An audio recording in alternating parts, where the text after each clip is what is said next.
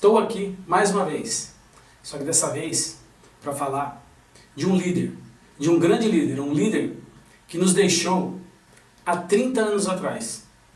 Um líder que fez com que todos os brasileiros acordassem muito cedo para assistir a sua performance. Ou às vezes, dependendo do país em que ele estava, os brasileiros ficavam até de madrugada na telinha da TV para ver ele nos representar o Brasil.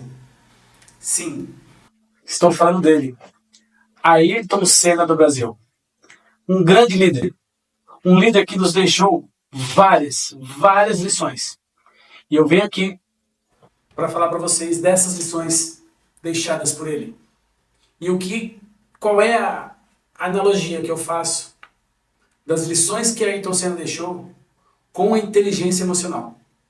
Mas antes, eu quero aqui falar para vocês que o Instituto Barril está apoiando uma competição que é a Porsche Cup, na verdade, Porsche Cup. É uma competição brasileira de Porsche, onde o Josimar Júnior, nosso grande amigo, e a gente também, o Instituto Barril também apoia, Josimar Júnior, está participando dessas provas, desse campeonato. E no último final de semana, ele esteve em Interlagos. Inclusive, no final desse vídeo, a equipe do Instituto Barril estava lá, e no finalzinho desse vídeo vocês vão ver uma pergunta que nós do Instituto Barril fizemos para ele, e eu quero que vocês prestem bem atenção na resposta dele com relação à pergunta. Voltando a falar sobre o nosso grande líder, Ayrton Senna, que nos deixou várias lições aqui, eu poderia ficar aqui falando muito sobre as lições deixadas por ele. Tem algumas que são características principais, que é exatamente o que um piloto de Fórmula 1 necessita. Por que o Ayrton Senna ele era uma pessoa, um ponto fora da curva? Ele era diferenciado. Porque sim, ele usava muitas das ferramentas da inteligência emocional. Uma das ferramentas que ele sempre usou, e ele já falou isso, se a gente procurar aí nos arquivos, ele fala muito, é o conhecer a si mesmo. Eu sempre digo, o conheça-te. Porque quando o piloto ele se conhece, ele sabe muito mais qual é o seu limite, até onde que ele pode chegar. E se ele precisar ultrapassar o limite, ele também tem essa noção de como ultrapassar esse limite. Olha só, na sua opinião, um segundo é bastante tempo ou é pouco tempo? E se eu dividisse um segundo por 10? Agora imagine, eu dividisse um segundo por 100. Isso mesmo, por 100. Eu estou falando de 1/100. 1/100 de segundo. Imagina que esse 1/100 de segundo que o piloto demore para tomar uma atitude lá dentro do seu cockpit. Cockpit é o local onde o piloto fica dentro do carro, é chamado cockpit. 1/100 de segundo que ele demore para tomar uma ação, ele pode colocar em risco a prova, de repente, se acontecer algo de muito ruim com o carro, ou ele pode perder posições na corrida. E dentre as lições do nosso grande mestre, Ayrton Senna, ele sempre falou de foco, de concentração. Porque toda vez que ele ia entrar numa corrida, aqui eu não preciso nem citar o quanto que ele treinava, o quanto que os pilotos precisam treinar e conhecer o circuito que ele vai correr. Porém, Ayrton Senna, antes de correr, antes de entrar dentro do cockpit, ele entrava em contato consigo mesmo.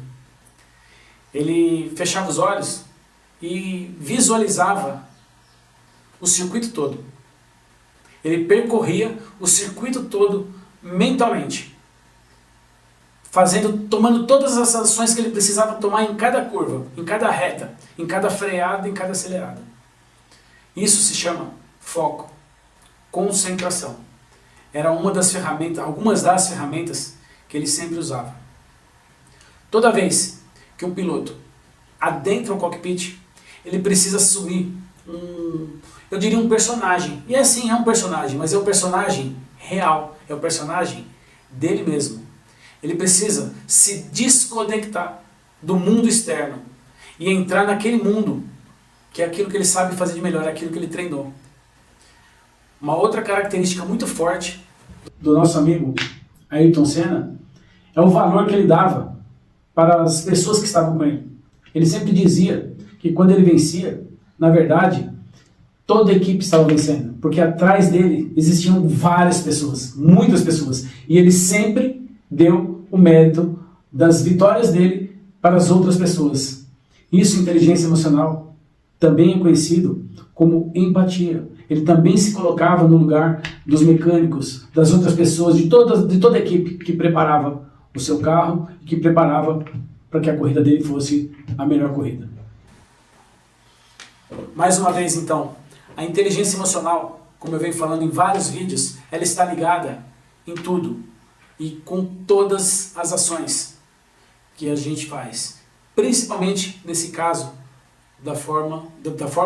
principalmente da Porsche Cup, que é uma corrida onde os carros atingem aí mais de 250 km por hora. Então imagine o quanto que a inteligência emocional do piloto precisa estar, eu diria, afiada. No final desse vídeo agora, eu quero que vocês assistam uma pergunta que foi feita e se atente à resposta do nosso grande Josimar Júnior. Eu fico por aqui e eu peço que vocês aí, se esse vídeo faz sentido para você, se você também é um fã do Ayrton Senna, dá um joinha para dizer para mim que você gostou do vídeo. E se você ainda não segue o canal, também vou pedir que você siga esse canal para que esse vídeo chegue aí para mais pessoas. Veja agora então aqui o vídeo, que vai estar logo depois do final desse aqui, vai estar o vídeo de Josimar Júnior. Até o próximo vídeo.